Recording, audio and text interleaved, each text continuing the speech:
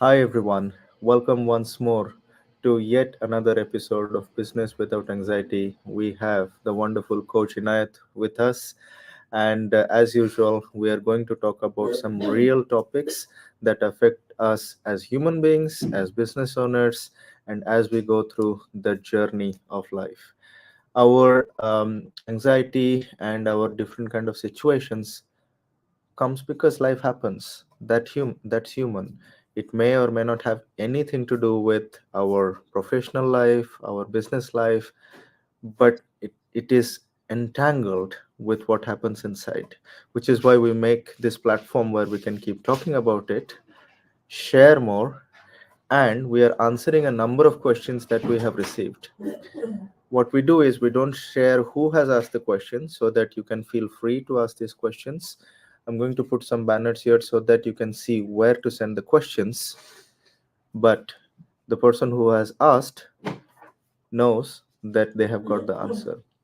Every week we have been picking up different topics which are close to our real life, and this week Coach Kanji is going to tell us about relationships, codependency, and things related to that. I'm really curious to hear you, Coach Kanji. How are you? Welcome. Thank you very much, Jeev. I'll try not to be codependent on you, but Okay. Pun intended. it's an interesting one. No, because I'm. It's nice that you referenced that you're interested in my perspective. I'm equally interested in yours because from the discussions previous to the podcast, it's interesting that we initially were going to talk about them as separate subjects, but I feel the two are so interesting in terms of Mhm, because codependency often can have a heavy connotation of negativity in some mhm, degree, right? mhm, The idea that I am dependent on another human being to the mhm. point that I can't depend on myself. That's how I break down the interpretation of the semantics and the lexis, and the way it's evolved as a word. Does it Um, have to be a because human? Whew, whew, no, it doesn't. You're right. Look, you span me there. You span me there. It doesn't, right? I think you can have codependent behaviors, and so that's Right, why it's interesting, right? It doesn't always mean it's a relationship with an individual, right. right? So many people might think of codependency in terms of their partner or codependency in terms of their children. But as you say, it could be a behavior. But it's interesting because codependency always, you can't escape the fact it relates to the relationship with oneself first, and then Exactly. Yeah. how one relates to others, things, or behaviors.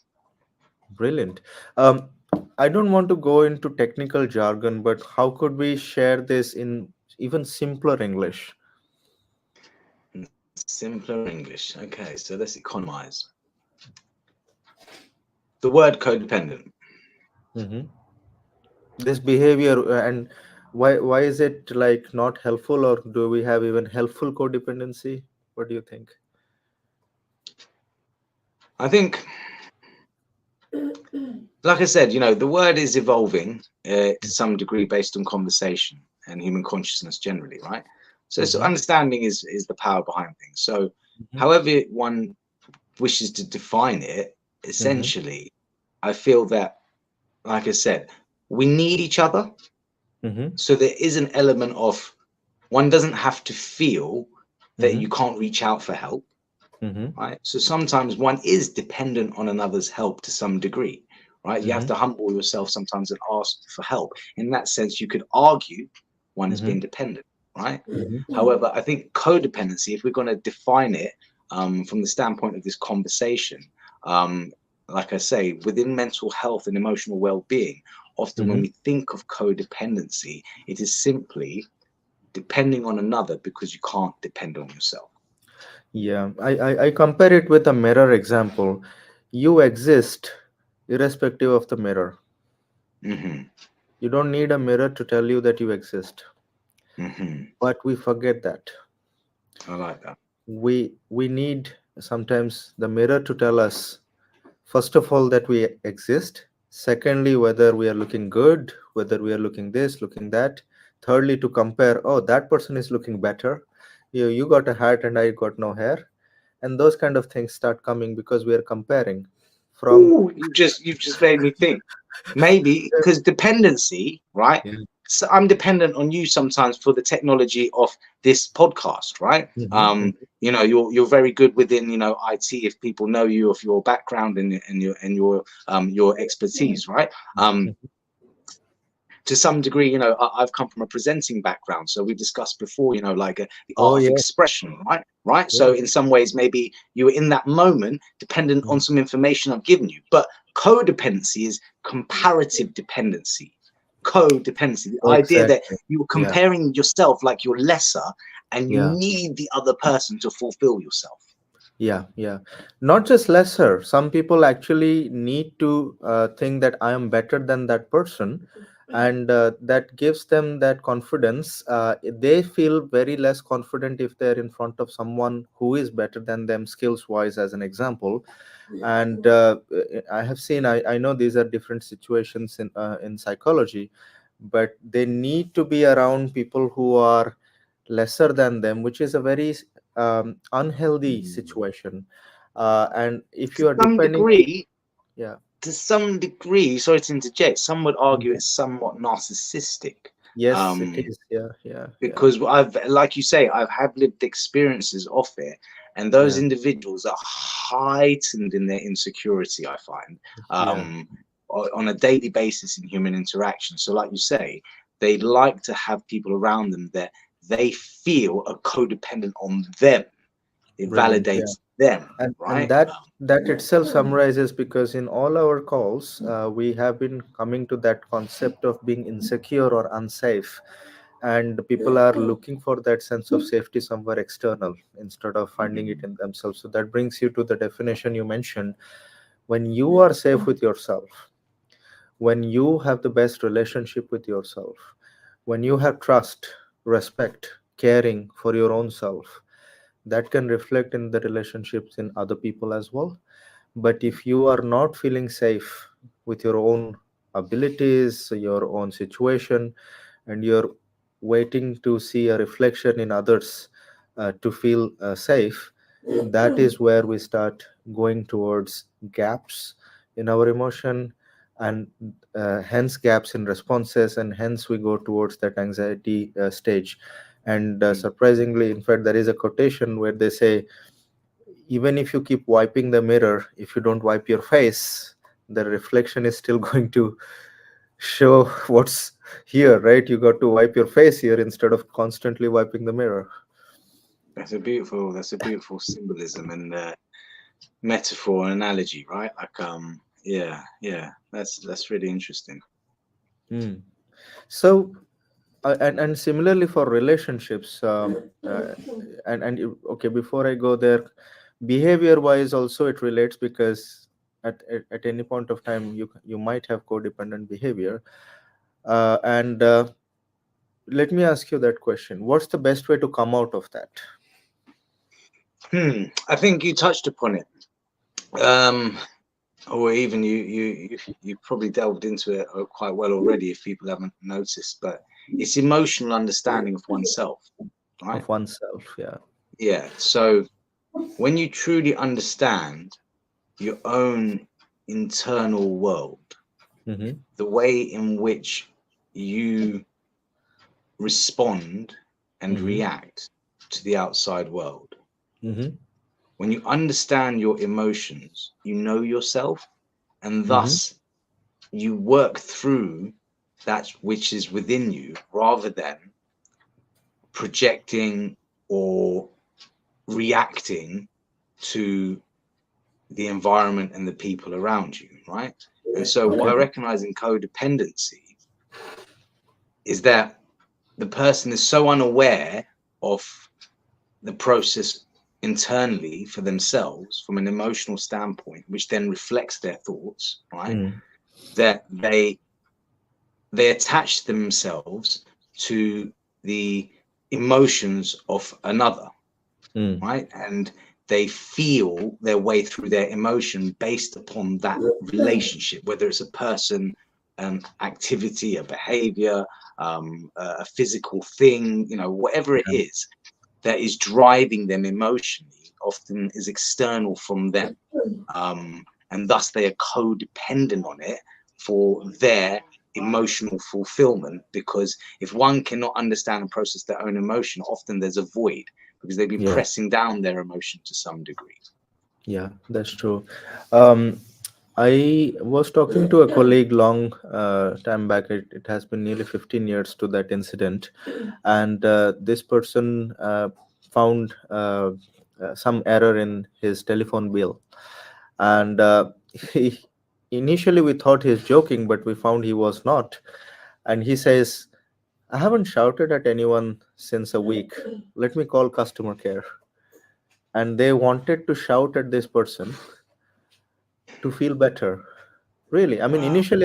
initially I thought he's joking or being sarcastic, but Wow. that day he said, I need to say something, and that was making them feel better, which is something that goes totally towards the unhealthy behavior that we're talking about. And I think, to add to that, like, this is Mhm, what I mean in terms of some people can be so toxic in the way that they display their codependence, mhm, because it comes out in these extreme displays of emotion. All emotions can have extremes, right? It's the extreme displays of emotion. mm, But then also, equally, you can have the flip side where in a relationship, let's say a partnership, a mhm, marriage or something other, right? Um, the partners are codependent. And at mhm, first, you think it's a very loving thing. mm, Sometimes it comes in the form of love bombing, like, an obsession with each other, etc. yeah, But then, you know, something that seemingly starts as a comforting behavior mhm, becomes a massive insecurity in the relationship because both individuals can't be individuals. yeah, yeah. Okay, so you finish your line of thought because I have a question. I have a point or a question related to that. Sure, sure. Well, I mean, so if I was to further delve into that, Mm, so what then occurs, you often find, is the individual has to please mhm, the other in order to find their validation and their emotional comfort because they're seeking outside of themselves through the perception of the other mhm. person towards them. Right, How right. the other person feels is how then they feel, rather than it being a process from internally, right? How I Mhm, feel then is amplified by others' feelings, right? mhm. So in that process, you tend to lose yourself and then resent the other, resent emotion, right? Oh yes, yeah, Because yeah. ultimately you can't express who you truly are because of the fear of rejection, and the fear of being alone again, which Which is makes you feel unsafe. Yeah. right because one feels unsafe within their emotions, and that is why they are codependent in the first place. I think this is why this should be taught in schools, especially when children are going from primary to secondary at the age of, say, 10, 11 to 12 or so forth, or teenage. The reason being, when a child is, let's say, 5 or 4, that kind of age, they feel safe when their primary caregiver, parents, teachers, nurses, or whoever are next to them, are listening to them, are praising them, are telling them off. And what's happening is the child is constantly saying, if I do this, and if the person in front of me says, oh, good boy or good girl, or if the person in front of me is happy or smiling, then I feel safe. And if the person is not happy or not smiling, or I'm being told off, then I'm not safe. And they have not developed the set of emotions to make them understand that I am safe anyway. But as they grow, let's say, as an example, it depends from culture to culture and person to person. Let's say age of 10, age of 15, or whichever way, they need to start being taught you matter. And this has to be taught before that anyway. But what I'm saying is this has to be expressed more after that age, because then they start in forgetting themselves and checking, did my friend say I'm wearing the right dress or I'm wearing the right hat? They try to belong. If they're not getting that belonging at home, then they try to get that belonging at school or on the street or whichever way. And that belonging is bringing them back to the sense of safety for 5-year old safety. As it keeps on going, if they reduce their own self respect and self love, I'm using them both because many times people in school or on the street, they're actually looking for that respect from their brother or friend. But the first person who has not given it is they themselves there, which is why when somebody says, "Oh, Jeev, you're a stupid person," and to fit in, I say, "Yeah, all right," and move on, right? And I take it not because I'm stupid, more because it made me feel safe to be in the gang, in the friend circle of friends, and It's that's where tribal, the right? yeah, safety and relationship starts coming. And You know what? if It's yeah, interesting. I'm sorry to interject, but it's like I put my finger up and was nodding away profusely because only just this week's Jeev, only just this week, uh-huh, working with a client, and we were working from a behavioral standpoint. mm-hmm, So doing coaching rather than like chemotherapy, doing like rewiring. We're working right, more on behavior, CBT, a bit of NLP, the way that he consciously talks to himself. And it was so interesting because every single thing mm-hmm, came back to I got bullied in school. yeah, And like you say, mm, starting very young, we haven't even delved into his personal childhood in terms of relationships with family, but just mm, from the school experience, like you say, when it mm, comes to referencing himself, he has this narrative where he then would constantly limit himself, have yeah, no internal cheerleader, have no mm, internal, uplifting voice. Everything is based on that comparative of experience and perception of others during school yeah, and how they used to bully him for X, Y, Z. And thus now it's caused emotional, like literal like dams, yeah, reservoir dams, where it's yeah, it's really sad. And like you say, I just feel that I wish they taught kids, because ultimately hurt people, and people who bully others, it's ultimately because they're being bullied in some degree. Again, it's about the abuse of power. It's what we learn from young, right? mm, So as you say, if individuals in school could be more educated on the fact that you are enough, could be educated on how to build self-esteem first and foremost. It's yeah, interesting because when we're adults, we celebrate independence and we celebrate uniqueness and difference. But when we're young, to a mm, certain degree, we're so tribal, and that, as you say, we're almost codependent upon the opinion of others in respect to yeah. ourselves. And this is where uh, I'm trying to bring now the correction or the updates, or I don't like to use the word correction because it gives a way that something is wrong to start with. What I'm trying to say is to remove the veils that bring your original self out. Meaning, Mm. you can start being your own friend. You could start being your own parent. There is a concept called reparenting where Yeah, if yeah, you didn't get that as a child, you give yeah, that to your own inner child at this point of yes. time, and so effectively that will start helping understand that you don't need that external validation. If it comes, great. If it doesn't, I'm still great. For the logical viewers who are there, in fact, I was talking with a coach 2 weeks ago. She mentioned, again, I don't remember the maths, but if you just check the possibility of human life, just because Yeah, you're human is 1 yeah. in 400 trillion or whatever. Mm, So she mentioned, don't you think that's special? So it's special that you're human, just to start with. mm, It's special that you exist in a peaceful country. There are so many countries that are still fighting. mm. It's is it not special that you and me are able to talk through this technology? So many people don't have access to that technology. There are different ways, and if you start doing these kind of comparison, you say, in many ways, I'm a walking, talking miracle.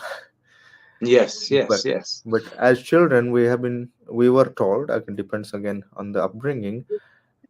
that if you say that, then you are being egotistic or self-praising, Yeah. etc., etc. Mm. But you cannot be s- other fulfilling or other pleasing at the cost of your self-esteem, Indeed, indeed, right? You indeed. have to have And your and own uh, self-esteem first. and you know what's interesting, like, because this discussion, like, goes in many different directions. But like you say, like, it leans even into this area, codependency, whereby from very, very young, Hmm. it's interesting. I had a philosophical almost debate with somebody the other day who tells their child, "You are not special." Mm. The reason they do it is to some degree trying to focus on the same outcome, Hmm. but from a very different standpoint, which I didn't quite agree with. I felt it Hmm. was lacking abundance, Hmm. but the way they were framing it was, what I'm trying to teach the child is every human being just has arms, legs, limbs. We're all the same in the sense that we all have problems, we all have struggles. And Yeah. the problem they thought was that when people get to a certain age where Hmm. they realize, oh no, I've been told I've been special all my life, but now in my yardstick of comparison, I don't feel enough.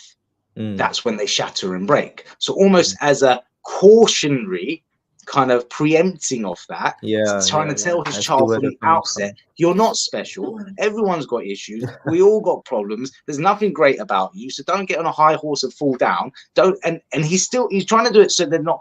But I was really questioning, going, but why Yeah, would you do it that way? And the interesting thing is, this person used to be a life coach for a living, right? right. Who Yeah, yeah, practices now something other. And I yeah. really questioned them on the idea of outcome, and saying Mm. that, are you being calculative and Mm. focusing too much on outcome? Aren't you to some degree catastrophizing and Hmm.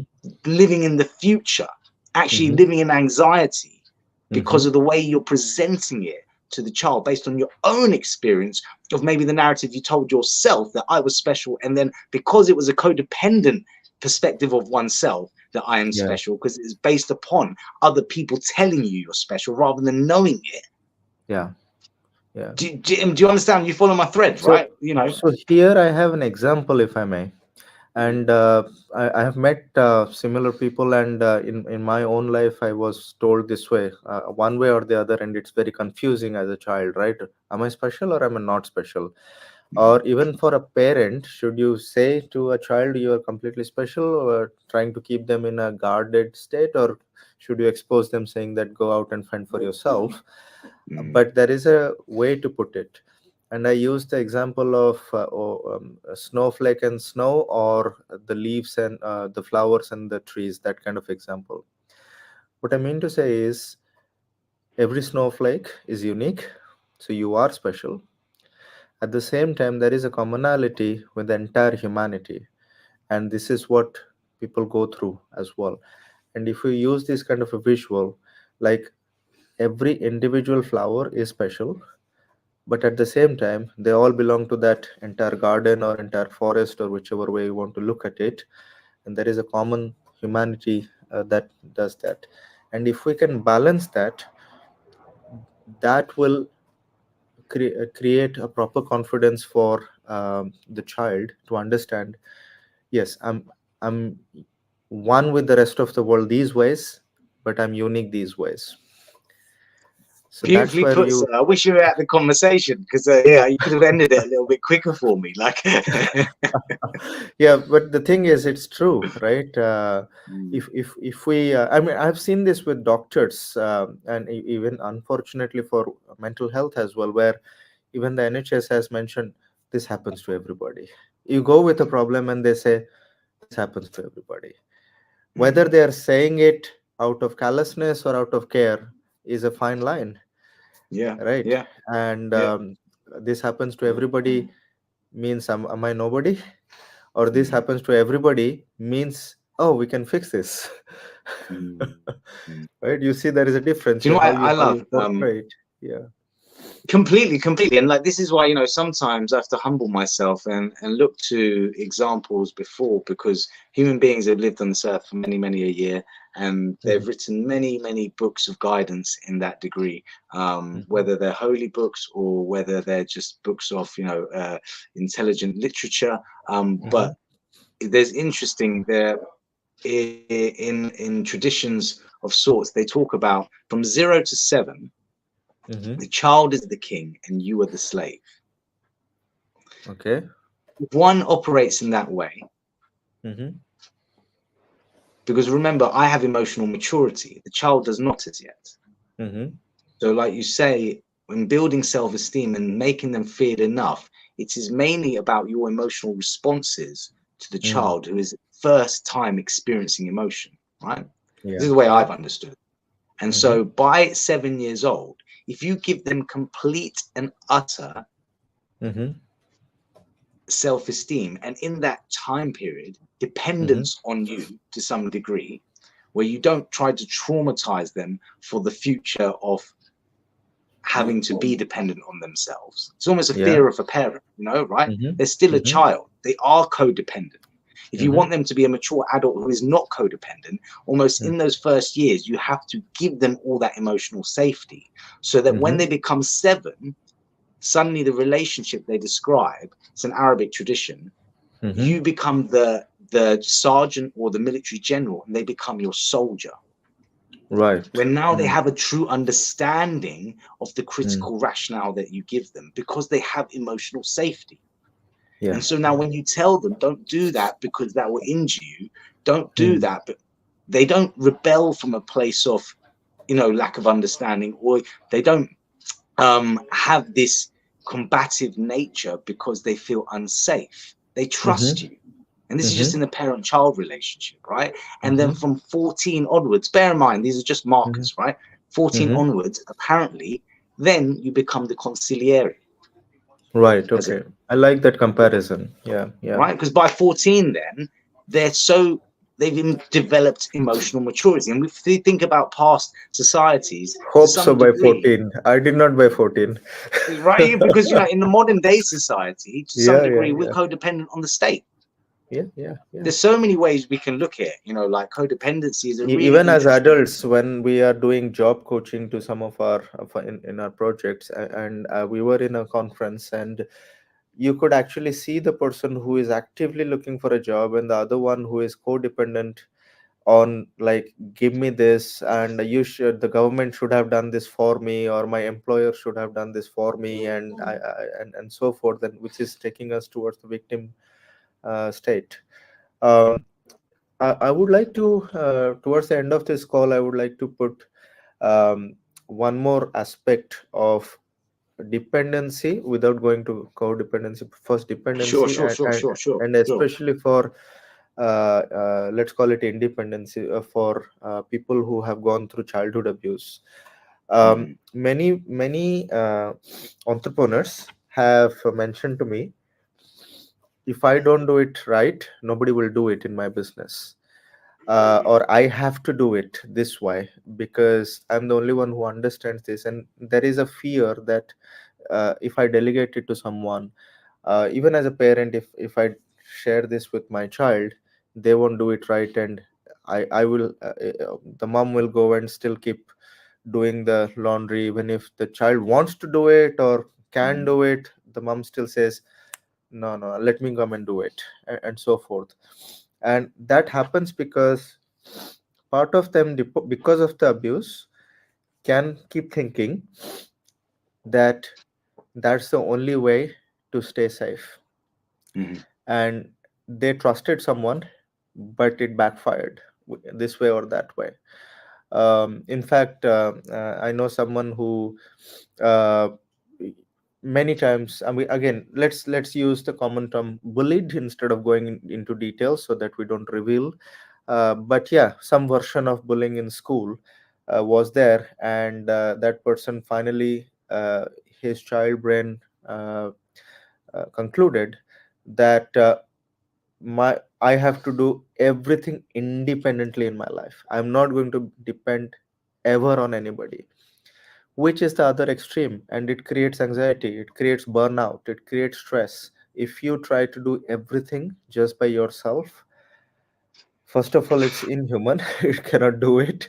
Yeah, but being human, you are dependent. So the way I'm trying to put it is comparative dependency is not the way to go. Complete independence is not the way to go. Being human, we stay together. There is some dependency, but like you mentioned, if we prioritize our own relationship first, we understand our own safety first, we respect our own self first, then we don't use these other dependencies to create fake senses of respect. And Indeed. especially we know that when things are not going well, if things are going well, you are sat on a pile of cash and everything is working fine and everybody is doing things, it is, you haven't And you know seen what what can be changed. well, and I'll add to that, because you mentioned the what essentially I started thinking about hyper successful people. Those are extremely outcome driven, process driven, extremely productive, efficient, always on the go, working really hard, Trying to make prove you feel something. sometimes.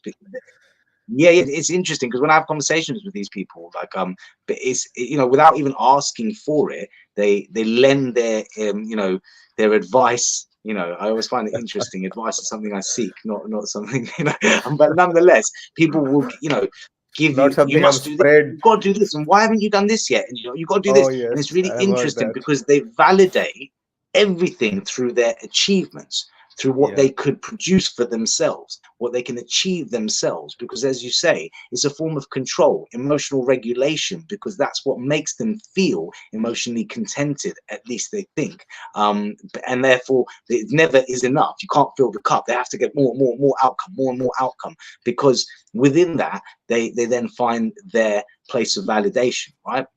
Their codependency is work. Their codependency is success. Their codependency is wealth, status, power, because all of it brings around control.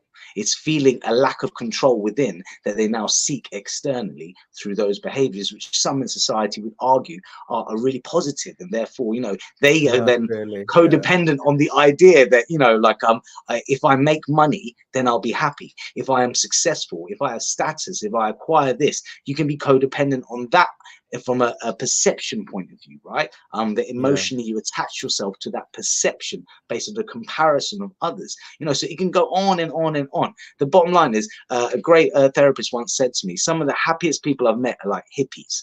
They right. they they live in the dirt. Yeah, There is no comparison in any way or form. They just enjoy one another, and they just hmm, explore themselves from a place of understanding, so that when they interact emotionally, they do not yeah, come together in a way that they're clashing, right? And when we talk about codependency, as I say, somebody has to put aside their emotions at yeah, times in the relationship of codependency, right?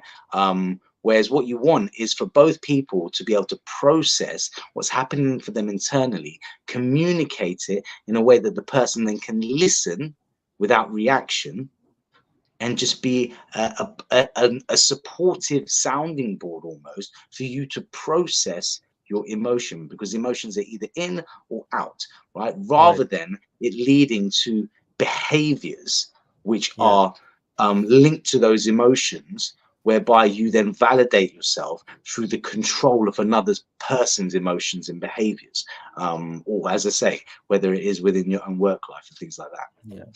I just got a question here on the chat, which is very interesting.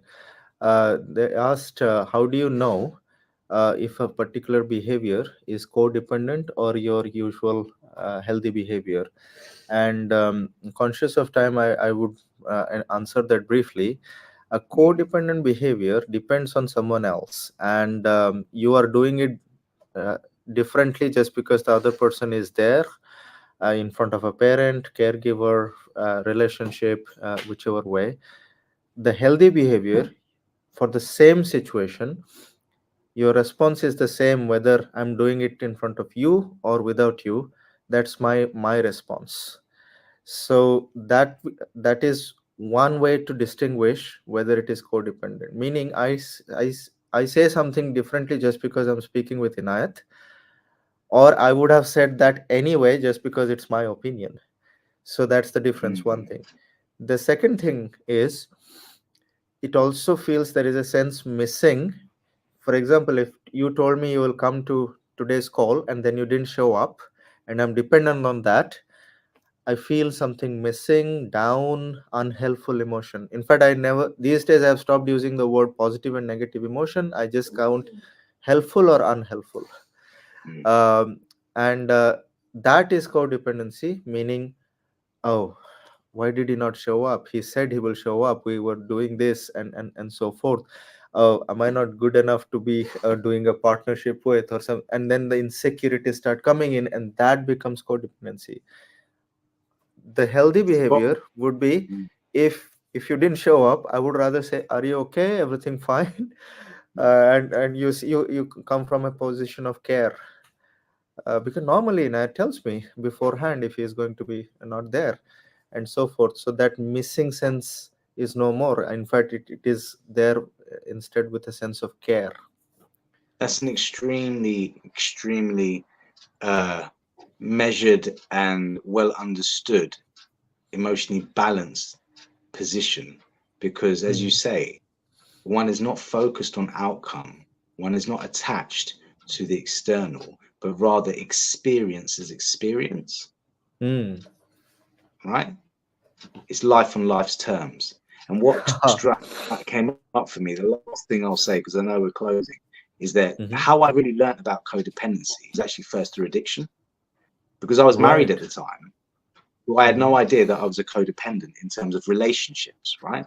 I just Right. thought I was a codependent in terms of substance and addiction, Substance, right? right, yeah. Yeah, and the word addiction, as I learned from Dr. Gabor Mate, comes from the word addictus, to be a slave to something, right? Hmm. Hmm. So again, the idea of codependency, one can further elaborate, is being a slave to another's emotion, or being a slave to another's perception, and to slave to, a behavior, because it soothes you, it comforts you, it fills the void. And that's exactly what addiction to substances were doing, right?